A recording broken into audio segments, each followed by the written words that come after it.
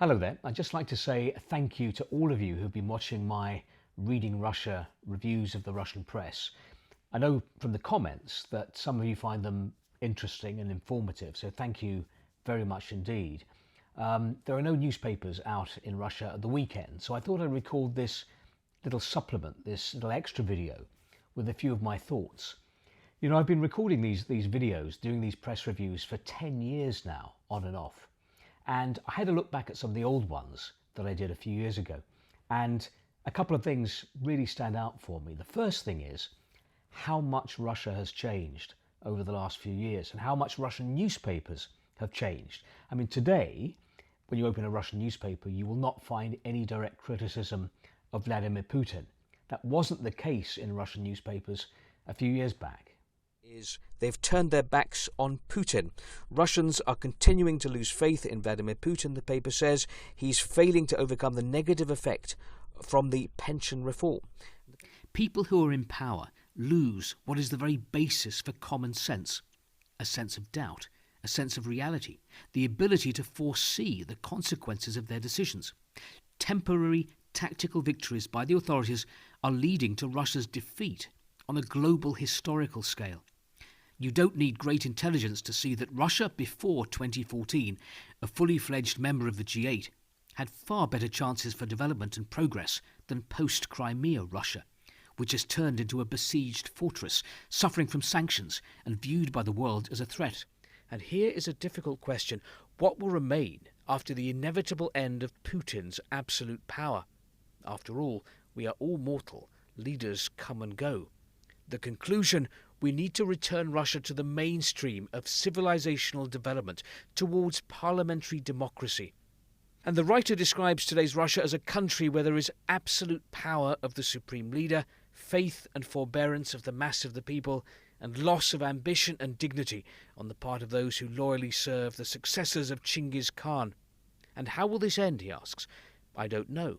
But there are many possible outcomes. We may be destroyed along with the rest of humanity, having punished humanity for not agreeing that we, like America, have the right to a leading role in the modern world. We may continue on the path to the ideals of North Korea, having cut off unique Russia from the decaying West with an iron curtain. We may preserve what we have now, the slow extinction of the economy leading to the total and final fatigue of the Russian people with Russian statehood. Or maybe a miracle will happen, he says, and the authorities will reject so-called Russian truth and gradually begin democratic reforms from above that will save us from a Russian catastrophe. The second thing I noticed, watching back some of these old press reviews, was there were signs. There were signs of what was coming.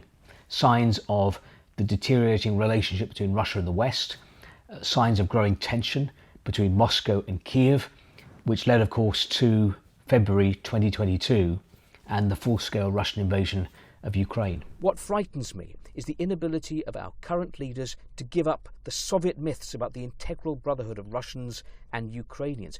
We have to face the truth that it's because current Russian leaders hold on to this myth and because of their desire to do all they can to keep Ukraine in the sphere of Russian influence that has brought us to a new Cold War, to the dangerous confrontation of Russia not only with the West, but with modern global civilization.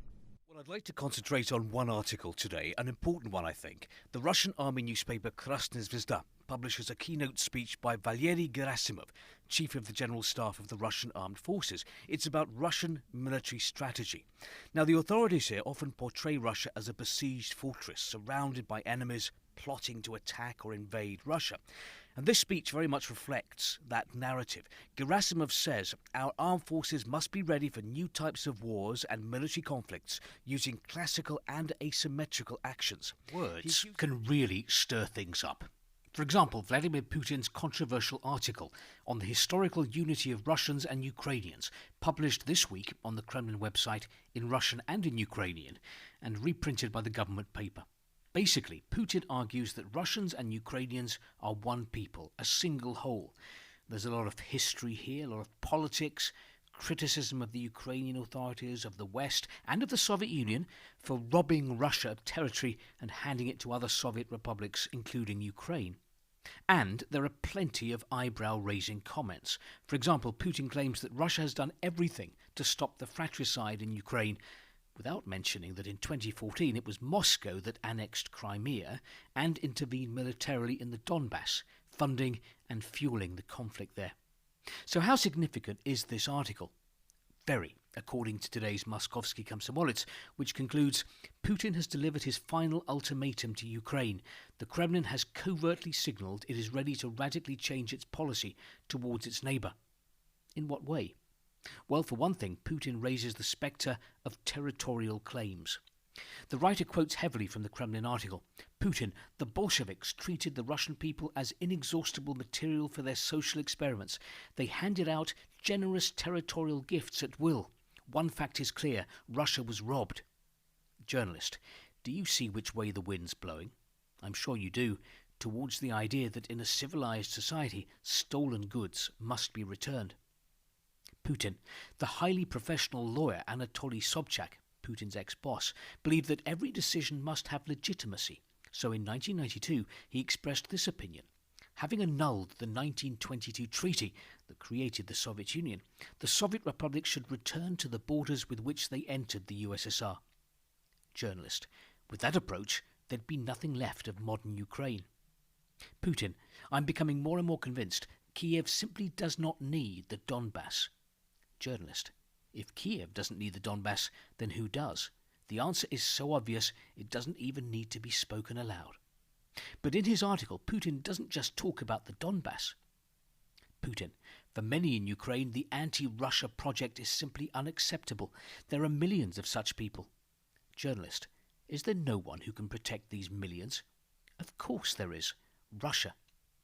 Putin, we understand all the trickery of this anti-Russia project. We will never allow our historic territories and those who live there, who are so close to us, to be used against Russia. Journalist, in Moscow's view, a powerful campaign aimed at discriminating against everything Russian is no longer the internal affair of Ukraine, it is also the internal affair of Russia, a country which will take the necessary measures to defend its interests. Putin is launching a detailed plan. It suddenly makes 2021 painfully similar to 2014. We are on the verge of something very big. More than something very big. We are on the verge of what could be major turmoil. And here's some reaction to Putin's article on the website of the Moscow radio station Echo Moskvy from sociologist Igor Chubais. And he's critical. In a normal situation, history and historians explain the past to the authorities. But in our country, the head of state explains our past to the country and to historians. He warns that the article will shock many of Russia's neighbours and could open the Pandora's box of endless redrawing of borders in the post-Soviet space. And what about today? Well, today the media landscape in Russia is much more controlled, more tightly controlled. You won't find any criticism, direct criticism of Vladimir Putin. You won't find anyone openly questioning the so-called special military operation, Russia's war in Ukraine. Having said that, you will have seen, if you've been watching my videos, that almost every day there are articles highlighting the problems affecting the Russian economy. There is some questioning of the direction in which the country is moving, certain aspects growing authoritarianism. It seems that a little bit more debate, a little bit more discussion is allowed in the newspapers compared to, say, the television. That's because I think newspapers are far less influential in shaping public opinion than TV. And that is why a little bit more debate is allowed, in the newspapers. And perhaps it's a sign that in the corridors of power there is some debate, some discussion about what is happening in the country, where the country is going.